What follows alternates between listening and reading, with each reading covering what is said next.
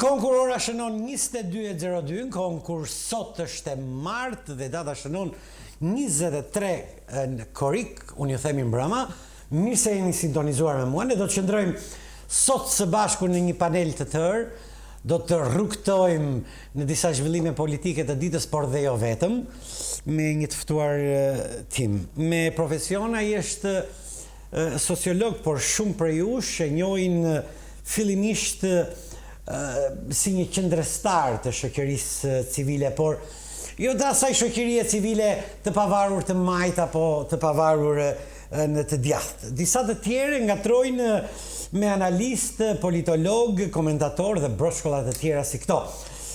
Jo, në fakt, në leximin tim, Ergys Mertiri është njëri prej jush, është njëri prej nesh. Nga ajo racë shqiptarësh që i dhëmbë Shqipëria, po Shqipëria tjetër, jo Shqipëria e një bashkësie politikanësh apo në oligarkësh. Ndaj, i rastisht e kemi parë dhe shohim në mbrojtje në një rast të teatrit, në një rast tjetër, në një postim të shqetësuar rrjetesh sociale për një vendim idiot, të themi, të një bashkie në Durrës apo në Tiranë. E kam ndjekur shpesh në daljet e tij në studio të ndryshme televizive, edhe pse ne kam ftuar rrallë dhe pyes veten se ç'më ka shtyr ta ftoj rrallë, por kjo nuk më ka penguar, ju siguroj, ta duar trokas për qëndrimet e tij dinjitoze që kanë si shtrat themeli një fakt, betejën për Shqipërinë normale. Për një Shqipëri me një demokraci normale, atë Shqipëri që doni shumë prej jush, dhe që gjithsecili prej jush lufton në atë mini logoren e tij. Mirë, unë jam sot me Ergysin për të rrugtuar përmes një analize në këtë fund sezoni politik, duke u munduar të shpjegojmë së bashku krizën politike, strategjinë e opozitës, motorët që xhirojnë bosh të Partisë Demokratike, rolin e presidentit, fatin e teatrit kombëtar, por edhe disa fenomene të tjera të shoqërisë postmoderne shqiptare. Unë themi mbrëma, mirë se është bashkuar Ergys, faleminderit që erdhe. Dhe bëj çudi them që pse se ka ftuar në këtë djalë, po kjo nuk më ka penguar t'ju ndjek dhe t'ju falenderoj pikë pari për prezantimin brillant. No, është ndonse më duket disi pavërtet, domethënë nuk e dia meritoj komplet dhe domethënë cila pjesë më duket pavërtet. Fakti që nuk e di, domethënë shiko, mund të jenë të gjitha të vërteta çfarë thua, por domethënë fakti që diti bësh kaq bukur vlerësimet, më duket si e pavërtet, domethënë. Okej, falenderoj fort. Okej. Do je një mjesht e vërtet në këtë. Falenderoj fort. Shiko, kriza politike është atje ku nisi në mes të shkurtit. Një krizë që po na merr zvar të gjithëve, si shoqëri, si ekonomi, si turizëm, si gjithçka. Doja të pyesja çfarë është kjo tek e fundit? Është një krizë institucionale, është një krizë protagonistës të klasës politike, është fillimi i fundit i një elite të destinuar të shpërbëhet, si e lexon ti këtë? Në gjykimin tim janë të gjitha. Por pikë parë është një krizë morale. Një krizë morale që ka ardhur duke u rritur, pra është një moral i cili është bjerr derisa nuk mban më. Pra filli tashmë është aq i hollë sa që mbetet vetëm të kputet. Nëse dhe mendoj që është koha e dur që të kputet. Më mirë të kputet sot se sa të vazhdojmë ta mbajmë zvarr për vite me radhë, domethënë këtë. Është momenti, Rama na ka bërë befas një shërbim, duke trashur ai shumë pushtetin dhe zullumin e tij, e ka sjell situatën në zgrip ku duhet vetëm një shqirm që ta hedhësh te. Dhe mendoj që me këtë na ka bërë shërbim sepse na ka krijuar kushtet dhe mundësitë që ta zhbëjmë këtë 30 vjeçar dhe kjo ndoshta na krijon mundësitë për të ripar hapësira të reja, për të ribërë diçka, ndoshta jo nga fillimi fort, se unë nuk besoj tek këto ëndrat me transformime radikale, por mund të na jap, themi, mundësitë që të gjejmë disa mekanizma për t'i vënë gjërat në një rrugë drejt përmirësimit, që gradualisht shkojnë drejt përmirësimit, drejt përgjegjësimit, siç kemi shkuar për shumë kohë. Meqense e përmende Ramën, duket se kryeministri është duke marshuar drejt marrjes, në mos i ka marrë, të gjitha pushteteve. Nëse kjo do të ndodhë, a ekziston frika që ai të kthehet një autokrat 24 karatsh të tipit ballkanik, me një refleks të themi të një autoritarizmi të tipit Erdogan? Apo mos e quam shumë? Mendoj që është më keq se Erdogan. No. Do të thotë, e para, Erdogani ka të tipin e vet, të themi, autoritar, sulmues, futet në sherr në luftë me gjithë botën atje dhe sigurisht ka arreston gazetar, shtyp protesta. Ja, pra që ka diferencë. Bën dhe ky. Po ky ka një gjë plus. Ky nuk bën zgjedhje të lira. Erdogani mund në zgjedhje. Po, dhe i ripërsëriti Istanbulin. Ka vetë ca gjëra të tjera që Erdogani gjithsesi aty ka gjykata në Turqi, domethënë jo ndoshta për merit Erdoganit, po janë sepse janë gjykata dhe se kanë qenë. Ky po i kap. Praktikisht në skeme, po ato që kanë mbetur po i kap. Rasti Durrësi për shkak është katastrofik dhe nuk mund të, domethënë çdo njeri që e di ç'është një sistem gjyqësor kupton që nuk mund të ketë dy gjyqe, një gjykatë për një të gjë. Nuk ka gjas, nuk ka shans. Dhe më fal, në fund fare, kur ti ke gjykatën në dorë, po çova më në apel se prap tëndin e ke merr. Jo, nuk pret kjo as apel, s'ka kohë, nuk i intereson. Pra e bën më të keqen, e bën hapta sepse përton zgjedhë rrugën e gjatë, domethënë deri këtu. Pra ne praktikisht gjykoj që jemi një vend autokratik, por ama jemi me një shpresë të madhe që e kemi vënë cep autokratin. Se sa do mundemi dot si popullsi, si shoqëri që të mbledhim energji për ta shtyrë, këtë do mbetet ta shohim. Por unë mendoj që Rama është në cep dhe është, mendoj unë, momenti i dur për t'i dhënë goditjen e fundit. Okej, mbetet për t'u parë Shqipëria. Ergys është sot në 2019 i vetmi vend demokratik në botë që ku një parti konkuron vetëm në zgjedhje, ku një parti tjetër djeg me koshiencë mandatet dhe del jashtë çdo betejë politike, ku nuk ka gjykatë të kushtetuese, ku korrupsioni, oligarkia etj. A është ky, në leximin tuaj, dëmi më i madh që një elitë politike po i bën me koshiencë vendit të saj, imazhit, prosperitetit, si dhe në sa shanse kemi ne për të kthyer në një vend normal? Po, në gjykimin tim, anormaliteti në Shqipëri ka një rrugtim të gjatë. Po, jo në këtë mas. Sigurisht pra. Domethënë ka nisur prej kohësh, por normaliteti brenda këtij normaliteti ka pas disa rregulla loje. Për shembull, ti pra parimisht demokracia funksionon me palë. Pra ti do t'i lësh hapësirë tjetrit në mënyrë që loja të vazhdojë të luhet, tangoja të luhet. Dakord. Ky ka bërë këtë. Ky tashmë e ka përzën fare kundërshtarin dhe kërkon ta luajë tangon vetëm. Pra e ka lënë një cep aty dhe në fund fare opozita çfarë bën? Nga i cepi nuk është për të luajtur dhe ka dalë fare. Pra tashmë e ka të gjithën vetë. Në këto kushte unë mendoj, prandaj them që ky është një shans i mirë sepse këtu tashmë mbetet vetëm ky të rrëzohet, sepse nuk ka mundësi dhe duke rrëzuar këtë unë besoj që duhet se s'bën të rishihen rregullat e lojës. Sigurisht. Pra, në qoftë se këtu ka njerëz dashamirës në këtij vendi, siç mund të jenë ndërkombëtar, be fjalë, pavarësisht se në gjykimin tim rolli i tyre ka qenë shumë negativ dhe shumë problematik. Ata kanë parë interesat e tyre dhe sigurisht nuk ja kanë ndier fort dhe në fakt kanë drejtë që s'janë ndjen sepse është normale mos t'ja ndiej fort çfarë ndodh në këtë vend. Por nëse kanë një minimum themi predispozite për të bërë 2-3 gjëra të mira, është momenti që disa rregulla loje të rishkruhen. Qoftë kodi zgjedhor, qoftë ku dëgjon.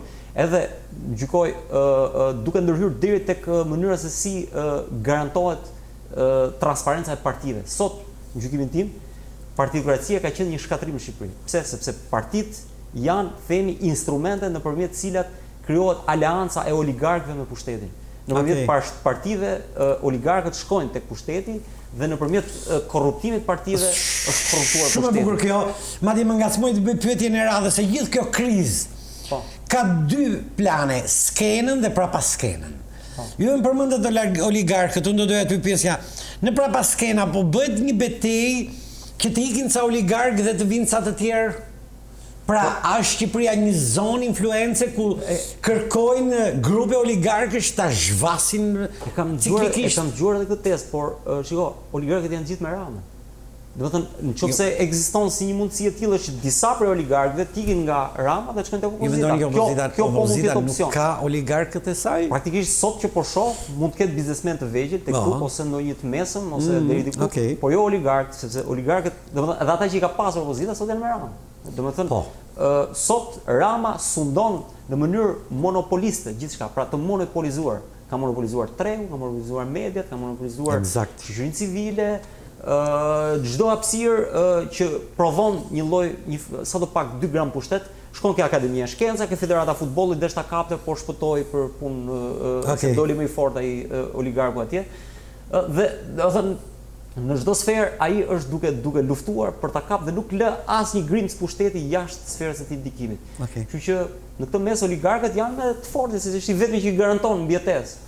A mund të ketë ndoshta aspirant për oligark që mund të vinë nga opozita, mund të jetë. I gjithë aksioni politik i opozitës, themi i PD-s, i këtyre 6 muajve duket se nuk prodhoi ndonjë rezultat të prekshëm, të mundshëm, shpresdhënës. Pse? Rama ndodhet atje ku ishte në mes të shkurtit. Zgjedhjet donde opozita i bëri, u konsakruan, ashtu siç pavarësisht se ju i cilësoni si funerali i tranzicionit dhe i demokracisë. Pavarësisht ato u bën. Në analizë të fundit, Ergys, çfarë arriti aksioni politik i PD-s sot mas 6 muajsh? Në gjykimin tim ka arritur shumë. Më thuaj dy argumente. A do të vazhdoj t'i mbaj ato çfarë ka arritur, kjo pastaj është më rendit. Po ka arritur shumë sepse e para ka prodhuar një farë solidariteti tek opozita. Domethënë, shohim njerëz që kanë mbushur sheshe sikur ndonjëherë. Domethënë, un kam kohë që nuk shoh këtë lloj pjesëmarrje në protesta. Natyrisht kjo është një tregues, ndoshta jo thelbësor, por edhe reagimi dhe mlefi është rritur, ka shkuar larg. Por nga ana tjetër ka rritur edhe një gjë tjetër që i ka marrë Ramës një prej alibive të veta kryesore. Rama gjatë ditës së kohës thotë që opozita ka humbur arsye, ka frikë të hyjë në zgjedhje dhe për shkak të frikës që ka për të hyrë në zgjedhje, ajo bojkoton, djeg mandatet sepse e di që do t'i humbi. Rezultati i zgjedhjeve e tregoi Ramën minorancë. Domethënë, në rastin më të mirë unë nuk po marr 15% sepse nuk është kështu, domethënë, po marrim gjysmën e votuesve, pra përgjithsisht 50% është pjesëmarrja në zgjedhje dhe 15% përkthehet në 30%. Partia Socialiste nuk ka qenë 30% pa llogaritur këtu presioni që është bërë njerëzve, votat e rrjedhura etj po e llogarisim kështu. Do thotë që Partia Socialiste është në 30% dhe kjo do thotë që është në nivelin më të ulët elektoral të historisë së saj të këtyre 30 vjetëve. Dhe kjo tregon që Ramën nuk e duan më as socialistët, pra nuk merr as votat e veta tradicionale. Pra që do thotë alibia e Ramës ka rënë, treguesit po tregojnë që qeverisja nuk është më e fortë, është e dobët dhe tashmë është qeveria që ka frikë nga zgjedhjet. Dhe Rama nuk pranon të bëjë më zgjedhje. Pra, nëse deri më parë mund të kishte dhe ka pas vëzëra që ka qenë një ide për të bërë zgjedhjet parakohshme, dhe Rama ndoshta ka menduar edhe këtë. Sot ai e ka fshirë nga agenda. Dhe sot lufta duhet të jetë edhe më ashpër për ta detyruar Ramën, sepse Rama e di që po hyrë në këto zgjedhje do t'i humbë. Jam dakord me analizën tuaj, por më lind një pyetje, si shpjegohet që i gjithë ky aksion politik i PD-s në këto 6 muaj të fundit mbeti në kufite e një kauze thjesht politike pa u kthyer në një lëvizje kombëtare. Pra, pa u kthyer në atë që do të rrëzonte çdo lloj regjimi dhe ndryshe quhet pa u kthyer në frym. Pyetja është, sa ka ndikuar këtu protestat e dhunshme, herë të dhunshme, herë jo të dhunshme? Sa ka ndikuar këtu retorika boshe e liderëve nëpër podiumet e protestave? Unë them retorika, por nëse do edhe portreti shumë liderëve të opozitës aktuale, që kanë nga 28 vjetë. Pra, sa ka ndikuar e gjithë kjo tek ajo masë stërmadhe shqiptari normal gri, që më mirë preferon t'i ndjeki këto nga divani, duke bërë zapping, se sa t'i bashkohet disa portreteve për cilat u vjen dot që të zbresi. Sa ka ndikuar? Të gjitha janë faktorë. Domethënë, faktori i parë është që shqiptarët nuk dinë protestojnë në gjykimin tim. Sakt. Janë popull që bëjnë sehir. Nuk janë popull që marrin pjesë. Unë madje kam bërë një shkrim dhe mund ta elaborojmë ndoshta gjëre gjatë po jemi popull i cili e shohim të huaj çdo gjë që është jashtë pragut të shtëpisë tonë. I derdhin plerat nga balkoni sepse territori jashtë pragut shtëpisë nuk është i on. Pavarësisht se kalojmë çdo ditë aty erën e qelur janë ndjejmë vet, por kjo është një arsye dhe nuk është themelore, mendoj unë. Sigurisht opozitës do të duhet të vuajë barrën e mëkateve të kaluarës.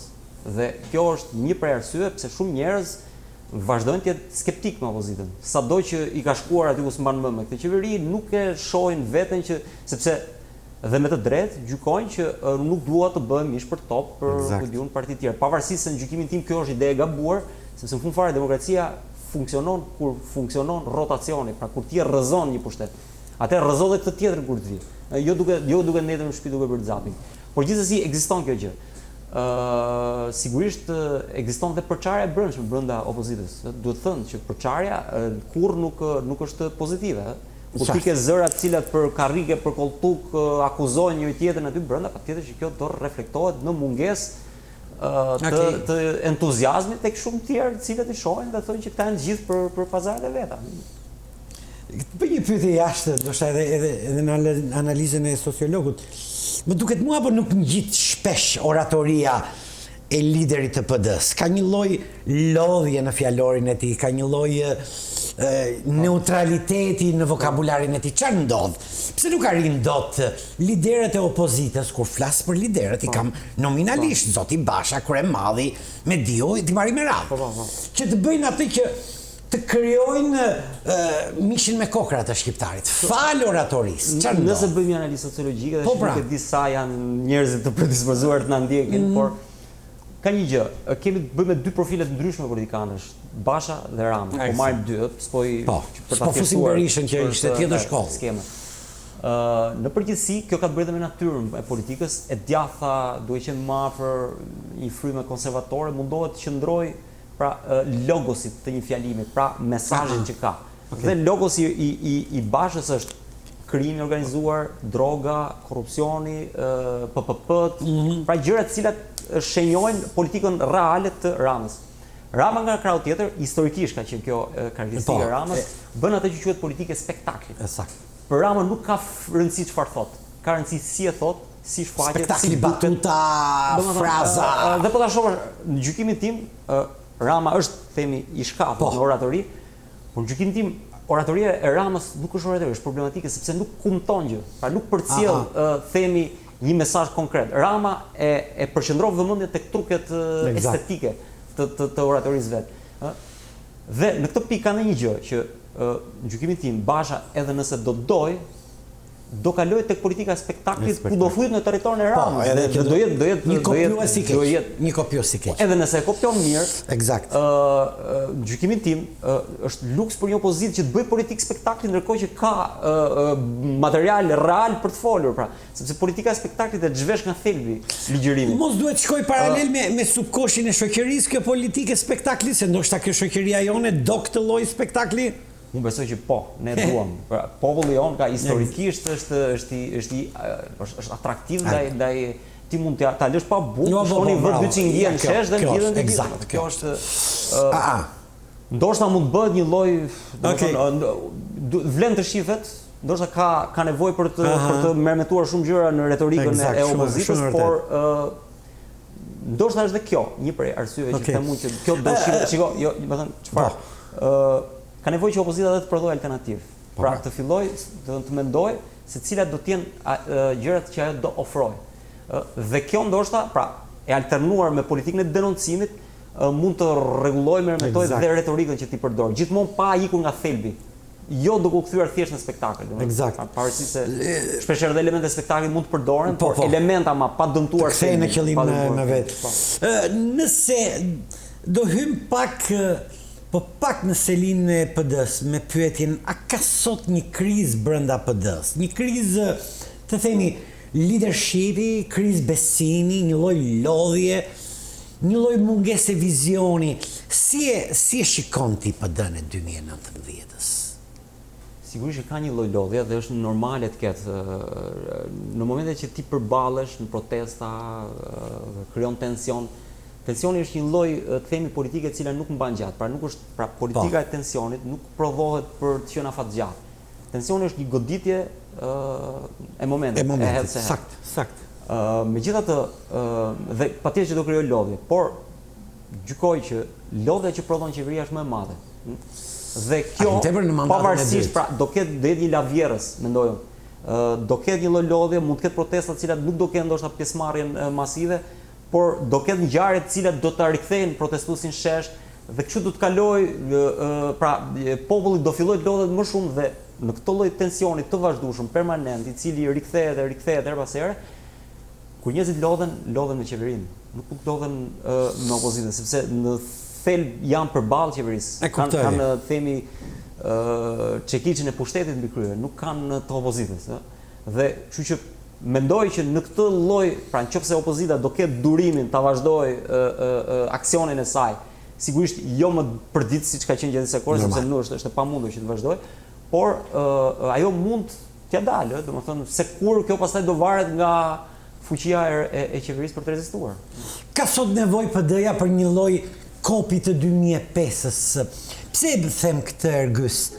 Sepse shpesh nganjëherë disa portrete arketipe brenda PD-s të krijojnë jo dëshirën për të dalë dhe për të bashkuar kësaj force, por dëshirën për të salduar në kolltuk. Ashtu është. Kur e mendon, e ruaj etikën për të mos thënë emra. Them, unë të dalë, kur them unë, komshia im, unë të dalë për atë tipin që ka në krah zoti Basha, for what? Nëse. Shumë e ndanë të këtë mendim.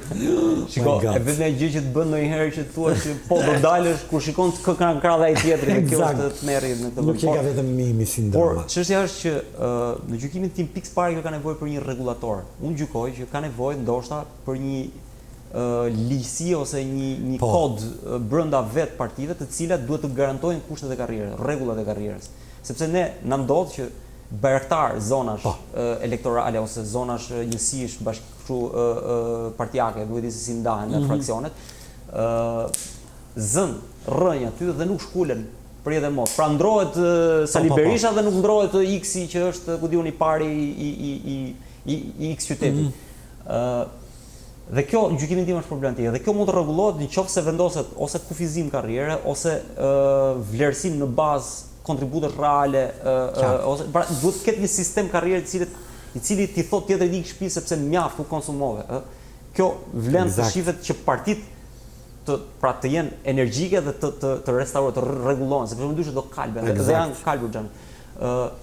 Nga ana tjetër, pra, unë them një gjë tjetër që ka nevojë vërtet për një lloj kopi, siç thoni juve, dhe ka rezultuar e suksesshme një gjë e tillë, por nuk gjykoj që ka nevojë për një lloj kopi që të shërbejë thjesht si truk.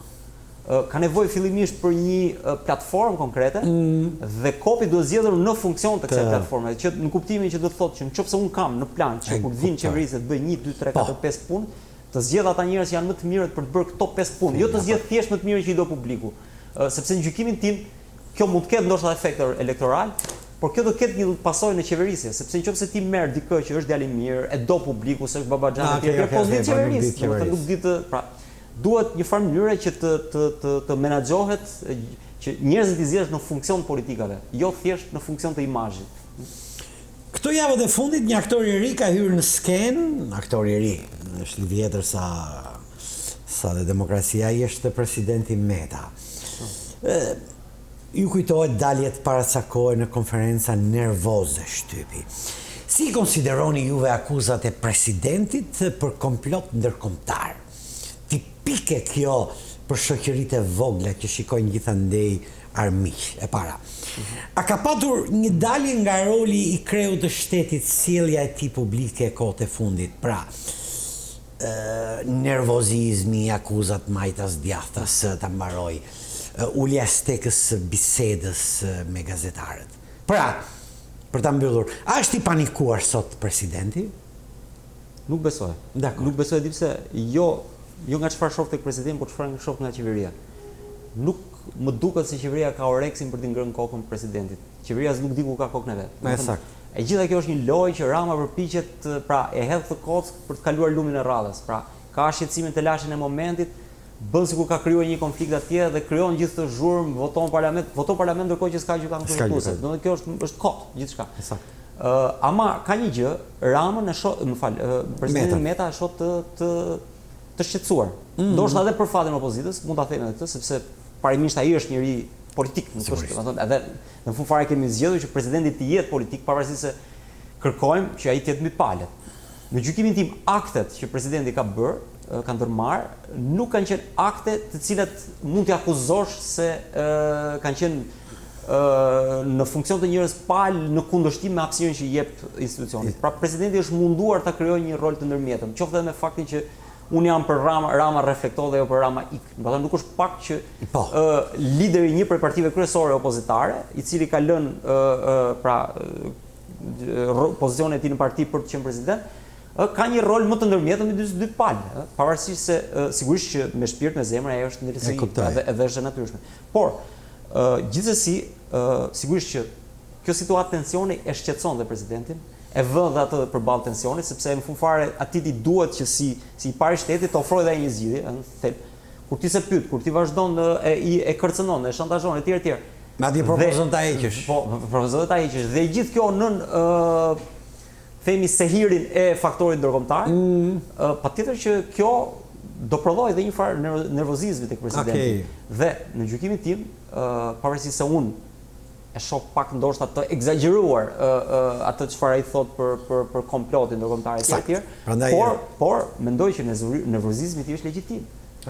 Dhe nga ana tjetër shoh që fakti që ai ka kurajën të denoncojë hapur faktorin ndërkombëtar, nga ana tjetër tregon që ai ka dhe komoditetin ta bëjë këtë. Pra, domethënë nuk është ai që kërcënuar sa mund të krijoj ose mund dëshiroj Rama për të krijuar përshtypje tek të tjerët. Sepse për ndryshe do vije në shërbim në faktorin ndërkombëtar dhe nuk do ikë të përballë. Ju e përmendët disa herë këtë pozicionin e ndërkombëtarëve në krizën aktuale. Më çudit fakti i një lloj indiferentizmi in extremis që kanë bërë ndërkombëtarët në këto 6 muaj. A mos po luajnë ata kartën e stabilitetokracisë për Shqipërinë duke u ekuidistancuar nga kjo krizë? Çfarë po ndodh me ta? Po unë kam thënë, jo po e luajnë, po ata kanë kohë që luajnë këtë stabilitet në kurrizë të demokracisë. Kjo ka qenë politika e dërtanishme. Dhe madje unë kam shkruar që nëse ne duam që të ndryshojë, pra ky 30 vjeçar, duhet ndryshojë pikë pari këndvështrimi i tyre, filozofia e tyre e qasjes ndaj Shqipërisë. Nuk ka dhe teoritë politike pra ka një debat, pra është demokracia në funksion të stabilitetit apo sistemet demokratike në përgjithësi mbrojnë ose teoricienët e demokracisë mbrojnë idenë që demokracia e prodhon stabilitetin. Vendet pa demokraci, pse? Dhe se ka dhe një që ta kuptojnë ndoshta njerëzit. Demokracia është prodhuar si një sistem i cili çfarë bën, çliron tensionet politike. Duke të krijuar mundësinë për rotacion, duke të krijuar mundësinë për fjalë të lirë, duke krijuar mundësinë për institucionet pavarura ku ti mund të ushtrosh opozitarizmin. Duke të krijuar hapësira parlamentare, duke krijuar kushtet për të vendosur barriera qeverisë në veprimet që bën. Çfarë bën? E para pengojmë qeverinë që të bëhet despotike, por e dyta shfrym, pra këto janë valura që shkarkojnë tensionet politike, sepse ty të jepet mundësia ta ushtrosh politikën në institucione. Në momentin që këto uzurpohen, atëherë krijohet tension dhe ky tension do zbrazet në rrugë dhe nga rruga mund të shkojë tek armët, mund të shkojë në konflikt civil. Demokracia pikërisht këtë bën, pra, duke krijuar valvula, shfryn tensionet dhe prodhon stabilitet. Në momentin kur ky njeri ka kapur gjithë pushtetet, kjo prodhon tension, jo stabilitet dhe duke sakrifikuar demokracinë për stabilitet, ndërkombëtarët çka kanë bërë? Kanë shkatruar edhe vetë stabilitetin. Sot po kërcënojnë opozitën se po destabilizojnë vendin. Jo. Vendi është destabilizuar nga klima e prodhuar nga kapja e pushteteve. Kjo është e dukshme. Por ndërkombëtarët çfarë bëjnë? Zgjedhin rrugë të shkurtra për të zgjidhur sepse nuk kanë ngjet mendoj për të lashet tona. Kjo është. Dhe mirë bëjnë tek e fundit se s'kam pse të mendojmë për hallet tona, duhet jemi ne vetë që të mendojmë për hallet tona, por në fund fare të paktën na krijojnë atë hapësirë që ti kemi mundësitë për të zgjidhur. Për ta mbyllur këtë pjesë të parë, bëjmë dot një sinoptik politike të krizës nga ky moment deri në vjesht. Çfarë pritet të ndodhë? Kështu do të vazhdojë të merret zvar Shqipëria deri në vjeshtën e tretë atë? Kam idenë që ndoshta jo në vjesht, po me kalimin e muajve do ketë një prirje për konsensus. Do ketë, pra unë besoj që palët do t'i thrasin arsyes, qoftë brenda faktorit i brendshëm, qoftë faktori i jashtëm, sepse nuk mund të vazhdohet për edhe 2 vjet tjera tashmë me politikë tensione, me politikë jashtë institucioneve. Praktikisht kështu si janë gjërat, Rama mund të bëjë sot merr vendim në parlament, thotë që shpallemi, ku diun monarki ose republik një partiake ose ku dijon pra çdo lloj sistemi dhe i ka votat, i bën të gjitha, gjykatën kushtetuese nuk e ka, pra mund bëj çfarë do. Kush e pengon? Vetëm armët që dalin njerëzit të arrëzojnë me armë, se nuk ka mjet të tjerë. Kështu që duhet se s'bën që palët të rikthehen sistem, po që të rikthehen sistem duhet të ribëjnë sistemin, pra të merremetojnë sistemin me qëllim që të pengojnë mundësinë që ky sistem të rikapet. Pra duhet që sistemi të ofrojë garanci tashmë që nuk mund të ketë më një njerëz që mund të luajë dhe të bëjë çfarë do qefin me këtë vend. Kjo është çfarë po ndodh? Ka disa ditë që Teatri Kombëtar është rivënë në vëmendje të lajmeve dhe të opinionit. Ka një lloj tensioni këto ditët e fundit, një lloj krau i hekurt nga ana qeverisë, një lloj nervash, do vinë policët, do dalë rekuizita, do filloj. Çfarë po ndodh, sepse ti je shpesh atje. Dhe pse tani? Madje sa jam kthyer prandaj ka një gjë, në gjykimin tim qeveria kërkon objekte ku s'postoj vëmendje. Eksakt. Dhe teatri është një prej tyre. Domethënë, sado që sigurisht Ergys Velia e ka shpallur që e ka këtë projekt dhe do të vazhdojë ta çojë deri në fund dhe unë besoj që kjo vjen vetëm dhe vetëm për shkak të arrogancës së krijuar nga fakti që ata kanë humbur për 1 vit e gjysmë me teatrin. Pra jemi 100 vjet atje. Me kokforcinë dhe këmbgulën tonë e kemi vonuar këtë projekt 1 vit e gjysmë, po bën gati 2, domethënë, nëse e marrim se që kur shpallur në fillim. Pra, qeveria ka dështuar këtu. Dhe ndoshta e tërbon dhe ideja që 100 veta arritën ta thyen pra një pushtet kaq të kapur se ky. Eksakt. Kanë menduar që ne do lodhemi, kanë menduar ta shtyjnë, ta zvarrizin, mirë po kjo thjesht e ka dobësuar atë në raport me këtë kauzë dhe ka forcuar kauzën dhe ka arritur sensibilitetin qytetar. Tashmë unë mendoj që po e përdor edhe për shkak të situatës politike, për të shkarkuar për vëmendjen, për pra si një rrufe pritës për ngjarjet. Megjithatë, është momenti për t'i dhënë, themi, goditjen e radhës, sepse në mos sot ajo do vazhdoj ta rikthejë këtë projekt. Eksakt. Në muajt në vazhdim. Kështu që është momenti, them unë, që qeveria ta humb edhe këtë betejë të radhës, sepse përndryshe rënia e teatrit është jo thjesht rënia e një godine, sigurisht, por është shumë gjëra bashkë. Është rënia e një, domethënë, Ergys Velia do bëj gjithë planin e vet urbanistik që do është një shkatërim për këtë vend. Sot mbas 1 vit e gjysmë të kërkesës ndërpreva, të bërthamës suaj konsistente. E pyet ndonjëherë veten nga jeni tradhtuar. Jeni tradhtuar nga një segment i PD-s, nga një segment i LSI-s, jeni tradhtuar nga një segment i juaj si aleancë e mbrojtjes, apo nuk jeni tradhtuar fare? Unë personalisht nuk jam dhe kam preferuar vetëm mos jem pjesë e aleancës brendshme, pavarësisht se jam çdo ditë me ta. Por në gjykimin tim, kauza e teatrit është tradhtuar pikërisht nga artistët. Shumë për artistët, se duhet të thënë që një pjesë e mirë janë me kauzën. Jo të gjithë vinë aty sepse ka që janë të moshuar, ka që domethënë jam i bindur që shumica artistëve janë me kauzën e teatrit, pavarësisht se ka disa që s'flasin, se kanë frikë. Janë të bukës gojës. Por ata artistë cilët i shërbejnë mbushtetit, gjykimin tim kanë tradhtuar jo thjesht kauzën e teatrit, por kanë tradhtuar veten e tyre dhe profilin e tyre publik. Nëse ka gjë të shenjtë për një artist është raporti tim me publikun. Nëse ai nuk mbron themi artin e tij, ai ka tradhtuar publikun dhe ka tradhtuar arsyen pse ai e bën këtë profesion në fakt. Eksakt. Pastaj me radhë ka shumë njerëz të cilët nuk është vështirë të shitet njerëzit në vend. Nuk është vështirë të kërcënohen, ka shumë njerëz që kanë frikë për bukën e gojës. Unë di artistë vetë më kanë thënë që më kanë kërcënuar gruan, do më heqin nga puna. Fëmijët do të më heqin nga puna. Është normale kjo në regjimet. Dhe arrin dhe ti kuptoj deri diku, sepse nuk është kollaj sot të gjesh një çap bukë, aq më tepër që je artist dhe nuk mund të bësh punë të ndomta si të tjerë sepse në fund fare ke një emër dhe nuk e vlerëson kush për atë. Eksakt. Kështu që ky vend është i kapur, pra ne na arrin të na kapin derën pra kokën me derën në mira se ka shumë dyer këtu ku do të ngjesë. Tipike kjo për regjimet autokrate dhe në minutazhin që më ka ngelur do të vesh urgjent kostumin e sociologut me pyetjet në vim. Në çfarë periudhe po jeton shoqëria shqiptare shekullit të 21? Si po dominohet ajo nga frustracioni, nga klima e përjashtimit, nga pasiguria e përditshme? Çfarë po ndodh me shoqërinë tonë? sigurisht që gjitha këto pra frustracionit, presionet, terrori, gjykojmë se ky është një lloj terrori, sigurisht nuk të kërcënohet jeta, por të kërcënohet mbijetesa, pra jetesa, mundosit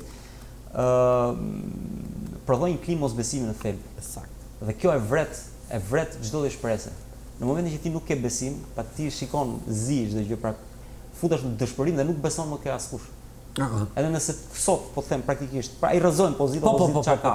Krem një forcë të re elektorale, nuk do ta besojnë njerëzit, sepse janë mësuar të digjen nga çdo lloj qulli që i kanë dalë dhe do t'i frynë secilit kohë që do t'i dalë përpara.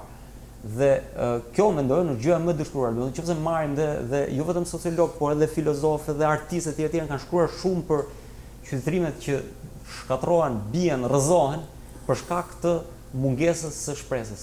Ky është një anë, Ergys, po. Unë insistoj, ky akumulim i frustracionit a na ka çuar drejt një zëmërimi masiv drejt urrëties ndaj njëri tjetrit, drejt urrëties ndaj tjetrit dhe këto të dyja, pra zëmërimi dhe urrëtia, apo na çojnë pa e ditur, ne pa e kuptuar drejt një shkatrimi nëse do, ose drejt një veç shkatrimi nëse do? Është pikërisht çiko, është urrëtie, por problemi më shumë se sa ka pra çon mlleth dhe urrëtie, është që kemi urrëtie të paorganizuar. Unë e shoh pozitive urrëtien kur ajo orientohet në drejtimin e duhur. Problemi është që kjo është një urrëtie e çorganizuar ku secili urren secilin, pra ku gjithkush urren gjithkë. Dhe kjo e bën të pamundur që njerëzit të organizohen dhe të mund të ristrukturojnë gjëra ose të mbrojnë ato të drejta që ju takojnë të mbrojnë. Dhe po të shohësh, domethënë në çdo kaos, në çdo ka njerëz që thotë jo, po unë spuqem me këtë, ai tjetër po unë spuqem me këtë. Dhe kjo është një çmenduri që prekosh na ka sakatuar në çdo aspekt. Pra i bie që unë përmes pyetjeve kërkoj të sqarojmë dhe vetë, a jemi në një shoqëri e forcës ku dominon kultura e armikut, e kundërshtarit politik, e kundërshtarit në zyrë, e kundërshtarit në shkallë, në lagje, në tavolinë, ku nuk e shohim tjetrin si partner, por nganjëherë thjesht si një kundërshtar mendimesh, ideshë. Zart, ky është ligji i xhunglës. No. Domethënë ligji i xhunglës është ku gjithkush është kërcënim. Pra ti çfarë ke? Prandaj e ke pra atë çfarë ke e sheh si diçka që mund të ta marrë. Dhe ti hap syt nga të katër anët kush do më marr. Eksakt. Domethënë dhe kjo gjykojnë buron nga komunizmi në thelb, sepse domethënë në sistemin komunist, pra autor shumë Hannah Arendt është një prej autorëve dhe filozofëve më të rëndësishme që ka studiuar totalitarizmin dhe thotë që totalitarizmi prodhon vetmi. Njeriu izolohet totalitarizëm. Ke frikë nga spioni, nga tjetri, kush do ma fusë. Ke frikë nga shteti, ke frikë të flasësh, ke frikë se mos të përgjon dikush ose, domethënë, ti izolohesh totalisht dhe ti izolohesh dhe nga publike, sepse publika i përket shtetit, shteti është armiku jot. Super. Ti nuk angazhohesh në asgjë publike. Ti sheh vetëm vetmin tënde, rrethin tënd ngushtë privat, biles edhe rrethi privat shpeshherë, sepse spionëlloj që kanë shkuar deri në gjyrën e familjes, domethënë. Po. Kështu që kjo reminiscencë vazhdon sot, domethënë, dhe në kushtet e varfërisë dhe vjedhjes që i bëhet këtij vendi, shfaqet në këtë. Sa kjo klim lufte armiqësore vret ditë për ditë shpresën, besimin, juve thatë dhe promovon vetë izolimin, por kush janë viktimat e kësaj lufte pa armë? Jemi ne? Janë fëmijët tanë, janë Shiko, fëmijët tanë janë viktimat sepse nëse ne kemi pas një shpresë dikur, fëmijët tanë po rriten pa shpresë tani. Dhe kjo, pra, domethënë është e tmerrshme të shikosh gjimnazist, të cilët ata pak që studiojnë, mësojnë se shumica mundohet të kopjojnë nëpër provime, por mësojnë dhe studiojnë me idenë që të shkojnë në Angli, të shkojnë në Gjermani, të shkojnë në Francë, pra e shikon të ardhmen vetëm jashtë. Sado që edhe midis nesh brezet ton kanë emigruar kur ishim të rinj, shok tanë, miq tanë, shumica mendonin që do jetojnë këtu, ose ata që emigronin me idenë për të kthyer, sepse mendonin që dikur ky vend do bëhen dhe ata donin që të jetonin në këtë vend, pavarësisht se emigronin për të fituar garanci ekonomike të momentit. E kuptoj. Kurse sot ikin për të mos u kthyer kurrë, për mos ja parë bojën më këtij vendi, dhe kjo është dëshpëruese. Më duket mua, po shoqëria postmoderne shqiptare vijon të jetë edhe mas 30 vitesh në ta ashtu quajturën demokraci, është një shoqëri tërësisht e traumatizuar. Cili është fenomeni kryesor i shoqërisë son postmoderne në shekullin e 21? Fenomeni kryesor është fakti, gjykojnë, domethënë që në fakt nuk është vetëm shqiptar, por në Shqipëri është më i thellë se në vende të tjera, sepse tradita jonë e organizimit të shtetit, institucionet të tjera pra ka një mirë arsye, por tipike është mungesa e të menduarit. Pra mos mendimi. Kjo një. Ne marrim vendime të aty pra tyshme. Votojmë thjesht se na duket ky çuni mirë ose burri mirë ose flet bukur ose pra nuk mendojmë fare çfarë po bën, çfarë po thon, cila është e kaluar. Nuk gjykojmë, nuk I peshojmë situatat që na vinë, ose shkojmë pas Berihajt më herë, ose mallkojmë me shajm këdo që na del përpara pa e vënë trurin burrë. A është vërtet ky I tillë siç un po e shaj po e fyj apo thjesht zbrazje emotive mbledhë tona, shoh për Facebook janë në gjykimin tim janë kështu sisteme psikiatrike, shpeshherë këto hapësirat e komenteve publike, tregojnë që njerëzit, domethënë pa njohur fare tjetrin, komplet anonim ai, për cilin flasin pa lexuar çfarë po thotë, zbrazi breshëri, fyrje, sharjesh, mbledhesh, urrëtish, nga më, ku diun, të tensionuara psikologjikisht. A vjen kjo nga mungesa ose jo mungesa, po nga ekzistenca e një subkulture që dominon sot në shoqërinë shqiptare? Mos kujtoti se shoqëria shqiptare jemi unë, ti, bloku, 5 veta tjera. Sa ndikon kjo subkultura? Sigurisht që shiko, ne jemi kultura e dhunshme. Kjo është besoj që dhuna është instrumenti dhe për më tepër edhe të pakultivuar, pra me një sistem shkollimi mizerabël, njerëz që nuk lexojnë etj, domethënë sigurisht që do por e di çfarë është problemi që në gjykimin tim, që unë shikoj që edhe tek elitat është ky fenomen. Po të shohësh, më fal. Biznesmen, cilët ja shtypin kokën në punëtorit thjesht. E di. Dhe bëjnë këto jo që ai punoj më mirë, po për të ushtruar epshin e tij si padron.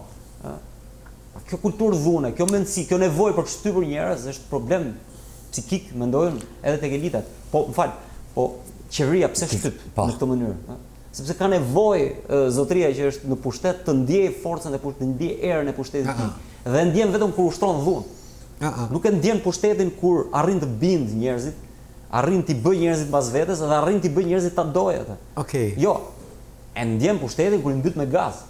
E ndjen pushtetin kur I thot kështu do bëhet se kështu them unë, dhe gati ka një lloj ndjesie, një lloj mazokizmi tek shumë politikanë, cilët din kënaqësi kur të tjerë të shajnë, të ulërasin, sepse ndjen të rëndësishëm. Saktë. Në gjithë këtë mekanizëm dhune, shoqëria civile duhet ishte një gushinet zbutëse dhe amortizuese. Pyetja from shqetësimi im është çfarë po ndodh me këtë racën e këtë shoqërisë civile në këto 7 vite. 7 vite më parë kishim 5 veta, 10, 15. Një shoqëri civile e pavarur e majt nëse do, e pavarur e djathtë. Sot ka një shkërmoqje totale. Pse ka arritur këtu? Kjo është në gjykimin tim për faktin që shoqëria civile është gjithashtu e korruptuar, si pjesa më e rëndësishme e shoqërisë tonë. Shoqëria civile në thelb, dhe kjo është prap pasojë atyre që I kanë ushqyer shoqata, organizatat në fonde pa pyetur fare për integritetin e figurave të cilëve ti po ja jep këto para. Dhe këta njerëz kanë përçudnuar çdo lloj kauze. Shumë saktë. Sepse kur ti thua, shikoj, mjafton që ai të flasë për kauzën time dhe un po jap këto para dhe ai kryen këtë punë. Ai dakord, po në momentin më të parë që do t'i jap dikush më shumë, ai do të tradhtoj kauzën tonë, do shkoj dhe kauza do mbetet e time se s'do besoj më kusht tek ajo. Eksakt. Sot shoqëria civile është e kapur totalisht nga pushteti sepse është e korruptuar dhe kapet kollaj. Çdo gjë e korruptuar kapet nga pushteti. Ama gjithsesi ka një shoqëri civile sot, praktikisht, për shembull teatri është një shoqëri civile. Dhe e cila është, themi, e pakapur, por njëkohësisht e papaguar. Do thotë që ka një raport me paranë në këtë mes. Ata që janë të papaguar, ata janë dhe themi sot praktikisht me çfarë shohim dhe qendërstar. E kuptoj. Do thuash ti që mund dal dikush ti paguaj. Unë besoj që janë dhënë provat sepse praktikisht rezistenca e gjatë kanë pasur mundësi të korruptohen gjatë periudhës, një pjesë e mirë e tyre. Pra kanë mbetur ata që janë të pakorruptueshëm, jo thjesht të pakorruptuar për momentin. E kuptoj. Në gjykimin tim. Ata paksa janë. Por ama gjithsesi kjo përbën një farë vlera, domethënë sinqerisht, domethënë për te shumë gjërave të zeza që shoh në këtë vend, shoh individ tek cilët them vërtet ja vlen, dhe nëse shoqëria ku jetojmë arrin mbijetojnë sa këtyre njerëzve. Pra ka ca njerëz që sakrifikojnë që e mbajnë shoqërinë në këmbë, qofshin edhe pakta. Vepra, do të thënë, ajo çfarë përcjellin ata nuk është e vogël, sepse shkon tek njerëz të cilët i shohin ata si model. Dhe kjo është vlerë në vetvete. Juve po flisit për këtë bërthamën me shumë të drejtë të mbrojtjes së teatrit, ndërkohë mua më kujtua pjesa e parë e protestave masive të studentëve, përpara se të futej kanceri i politikës. E ndanti këtë mendimin tim që aty unë pash për herë të parë frikën e pushtetit. Ju kujtohet, besoj. Po. Aty pushteti tregoi se sa i fuqishëm është në kuptimin e aftësisë që ka për të komprehenduar gjithçka. Eksakt. Domethënë, ajo ishte, unë e kisha ndjerë që tek teatri këtë. Unë tek teatri kam sigurisht e dija, e kisha sepse kontakte me njerëz, por kam menduar që kur ai arrin të shantazhojë ose të kërcënojë ose të korruptojë edhe njerëz të cilët kanë një profil publik të themi për t'u lavdruar ose për të pasur zili, themi, se janë artistë, ëh. Atëherë imagjino çfarë force komprometuese ka këtu dhe tek studentët ai pastaj shfaqi të gjithë aftësinë e vet intriguese, sepse ka bërë një lloj intrige spektakolare që arriti të përçajë ata studentë aty, domethënë. Dhe ishte edhe trishtueshme njëkohësisht sepse ishte një embrion shpresë që lindi, të cilën e vranë e masakruan si mos më keq. Okej. 22:48. Kam 15 minuta që bashkëbisedoj dhe u rrugtova me Ergys Mertirin me profesion sociolog, do thoni juve, por unë preferoj ta quaj me profesion qendrestar. Nëse më lejon në një prezantim diku që po flisja për po desh të shpjegoja profesionin tim, u shpreha që jam në kërkim të një profesioni tashmë, sepse në të vënë di çfarë të bësh më parë. Shumë vërtet. Unë të falenderoj fort që ishte me mua sot. Faleminderit, ishte kënaqësi. Unë ndjeva mirë. Mirë, ne mbyllim këtu. Ishte gjithçka për sot, do të ritakohemi nesër.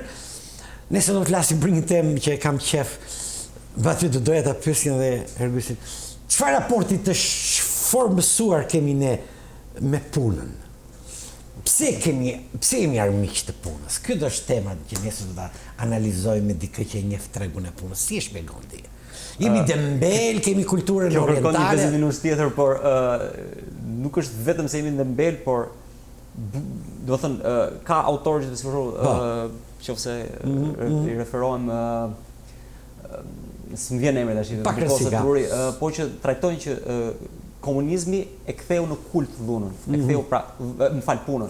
Puna ishte zoti i komunizmit, partia punës, puna e Djersa që buron nga kantierët etj. Domethënë gjithë ajo dhe rënja e këtij zoti në momentin që dështoi sistemi, u pa që ushtruan në neveri. Eksakt, që një fasadë.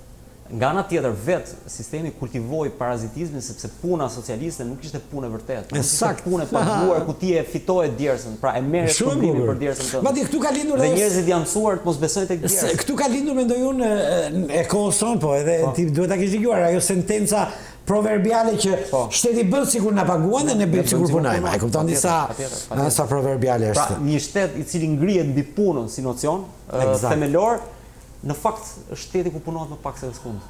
Mirë, dakor, dhe lam këtë, kemi 30 vjet, nuk kemi arritur të detoksifikohemi nga këto raporte. Në këto 30 vjet kuptuam vlera të reja, siç është Hajdut Llëku, për shembull, kuptuan që duke vjedhur jetohet më mirë se duke punuar, dhe kështu që e kemi perfeksionuar këtë filozofinë e dembelizmit, e kemi shndruar në sistem madje. Edhe harrove që më kryesore, jemi një shoqëri tipike orientale. Me prejardhje otomane, ku preferojmë të spijet në kafenen poshtë lagjes, se sa në të vemi të bëjmë. Jemi shumë gjëra, domethënë, po të ishin vetëm orientale do ishte mirë, po jemi shumë në keq. Ergys, faleminderit edhe një herë. Ishte gjithçka, faleminderit që ishit me mua, që jemi nesër në orën 22. Natë e mirë.